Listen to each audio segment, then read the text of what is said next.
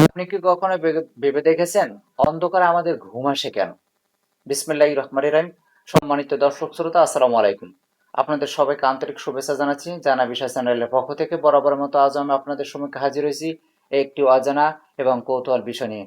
আজ আমরা আলোচনা করব আমাদের অন্ধকারে ঘুম আসে কেন। যদি আপনি জানতে চান, বুঝতে চান, তাহলে ভিডিওটি না টেনে শেষ পর্যন্ত দেখুন। তাহলে চলুন মূল আলোচনায়। অন্ধকারে আমাদের ঘুম আসার প্রধান কারণ হলো, অন্ধকার যখন হয় তখন আমাদের মস্তিষ্ক থেকে, পাইনাল গ্রন্থি থেকে মেলাটোনিন নামে এক প্রকার হরমোন নিঃসরণ হয়। এই হরমোনটা মূলত অন্ধকারে ঘুম আসার প্রধান কারণ। যখন চারপাশ অন্ধকার হয়ে যায় তখন আমাদের চোখ ব্রেনকে একটা সংকেত দেয় যে চারপাশ কিন্তু অন্ধকার হয়ে গেছে, এখনই কিন্তু একটা উপযুক্ত সময়। তখনই কি করে, তখনই শরীরের মস্তিষ্ক থেকে, পাইনাল গ্রন্থি থেকে মেলাটোনিন হরমোনটা নিঃসরণ হয়। এই মেলাটোনিন হরমোনটা সারা শরীরে রক্ত প্রবাহের মাধ্যমে প্রবাহিত হয়। এখন এই মেলাটোনিন হরমোনটা নিঃসরণ হওয়ারও তো একটা উপকার আছে। কি করে? এই মেলাটোনিন হরমোনটা যদি নিঃসরণ হয় তাহলে আপনার এই ক্যান্সারের ঝুঁকি কম থাকে।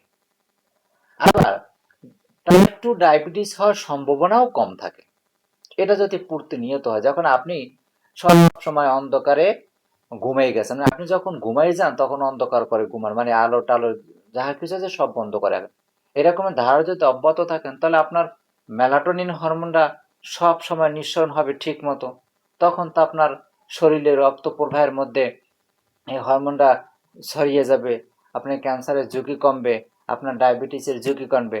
তা আর যদি আপনি প্রতিনিয়ত না করেন, দুই একদিন করেন, তখন তো আর রেগুলার হবে না। একটা করতে হলে তো দীর্ঘস্থায়ী হতে হয়। এখন এই হলো মেলাটোনিনের উপকার। আর উপকার কি? যদি আপনার হরমোন, এই মেলাটোনিন হরমোনটা যদি নিঃসরণ না হয় তাহলে আপনার কি ঘুম ঠিক মতো হবে? ঘুম ঠিক মতো হবে না। অস্বস্তি লাগবে, অসহ্য লাগবে, খাবারের রুচি কমে যাবে, ভালো লাগবে না, কাজে মন বসবে না। তাহলে অনেক সমস্যাই হয়ে যাবে। আবার অন্ধকারে যে বেশি ঘুমায় আর আলোতে ঘুম হয়, কিন্তু সেই রকমের আরামদায়ক প্রশান্তির ঘুম তো আর হয় না। তাহলে ওরকম একটা ঘুম হয় কিরকম ভাবে? আপনি যখন সারাদিন কাজকর্ম করছেন তখন হঠাৎ করে দেখে গেছে আপনি যে ঘুমেছেন, লাইট জ্বলতেছে, কিন্তু আপনার ওই ঘুমটাতে আপনার অ্যাড্রেনালিন হরমোনটা সাহায্য করছে একটু ঘুমানোর জন্য, কিন্তু মেলাটোনিন হরমোনটা তো আপনাকে সাহায্য করে না। আর এই মেলাটোনিন হরমোনটা আলো থাকলে সে নিঃসরণ হয় না। কোন আলোতে নিঃসরণ হয় না, তবে এই ক্ষেত্রে নীল আলোটা বেশি ক্ষতি করে। মেলাটোনিন হরমোনটা নিঃসরণে নীল আলোটা বেশি বাধা দেয়। এই জন্য আপনি যখন ঘুমাবেন, মোবাইলের চার্জার হোক, লাইটের চার্জার হোক, রুমের লাইট হোক, যা কিছু হোক, সম্পূর্ণ কিছু আপনি বন্ধ করে ঘুমাবেন, যদি আপনার ঘুমটাকে ঠিক মতো হইতে হয় আর যদি মেলাটোনিন হরমোনটা নিঃসরণ হয়। আবার অনেকের আছে ঘুমায়, অন্ধকারে ঘুমাইছে কিন্তু ঘুম আসতেছে না। তাদের আবার আর একটা কারণ, তাদের হয়তো তাদের শরীরে ভিটামিনের অভাব আছে, ভিটামিন ডি অভাব আছে, মেলাটোনিন হরমোনের অভাব আছে। হ্যাঁ, তারপরে তাদের খাদ্যাভ্যাস ঠিক নাই, ঘুমের চক্র ঠিক নাই, ঠিক মতো ঘুমায় না, ঠিক মতো উঠে না। তারপরে পরিশ্রম কম করে, অ্যালকোহল পান করে, মদ পান করে, এরকমের বিভিন্ন সমস্যা তারা জর্জরিত। এই জন্য তাদের ঘুমটা বেশ একটা হয় না। অন্ধকার হলো তাদের ঘুম হয় না।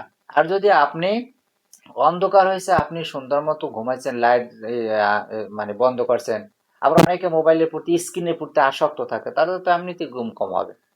আপনি যদি মোবাইলের প্রতি আসক্ত না থাকেন, ঘুমানোর সময় রুমের সম্পূর্ণ লাইট সুন্দর করে বন্ধ করে ঘুমান, হ্যাঁ, আবার ঠিক মতো ঘুমান, আবার ঠিক মতো উঠেন, এই চক্রটা যদি আপনার ঠিক থাকে তাহলে তো আপনার ঘুম অবশ্যই আসবে। আর ঘুম যদি ভালো হয় তাহলে আপনার উপকারটা কি? আপনার শরীরটা ঠিক থাকবে, সতেজ থাকবে, কাজে আনন্দ পাবেন, গভীর ঘুম হবে, প্রশান্তির ঘুম হবে। হ্যাঁ, আবার আপনি ঘুম থেকে উঠার পরে আপনার খাদ্যাভ্যাস যদি ঠিক থাকে তাহলে আবার ক্ষুধা লাগবে। এখন এই এই হইলো যদি আপনার ঘুমটা ঠিকঠাক মতো হয় তার উপকার। এখন হইলো যে আপনি যদি ঠিক মতো ঘুমান তখন ঘুম যখন ভেঙে যাবে, আপনি যখন উঠবেন তখন আপনার কি হবে? ক্ষুধা লাগবে। তবে এই একটা কথা মনে রাখবেন, ঘুম থেকে ওঠার পর থেকে পিত্তরস ক্ষরণ হতে শুরু করে, যেগুলো পাকস্থলীতে জমা হয়।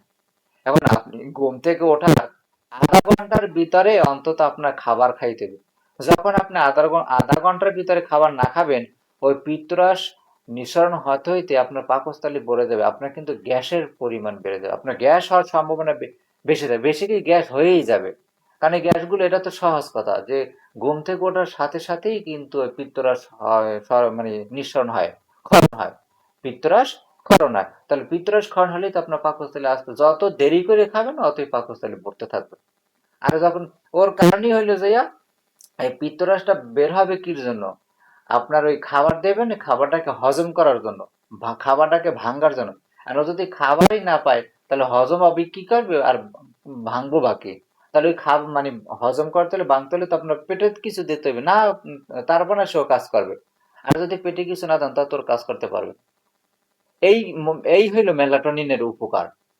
তাহলে এখন আপনার অবশ্যই দরকার আছে আর আপনি এই চক্রটা অবশ্যই মেনে পালন করবেন। কারণ আপনি দেখেন, যদি আপনি এই সুন্দর মতো এই মেনে থাকেন, এই নিয়মটা পালন করেন, তা আপনার শরীরের জন্য কত ভালো। হ্যাঁ, আপনার ঠিক মতো ঘুম হয়, আবার না মানলে ঘুম হয় না। তাহলে এই কাজটা অবশ্যই আমাদের শরীরকে সুস্থ রাখতে হলে এগুলো করতে হবে। সম্মানিত দর্শক শ্রোতা, এই ছিল বিস্তারিত তথ্য।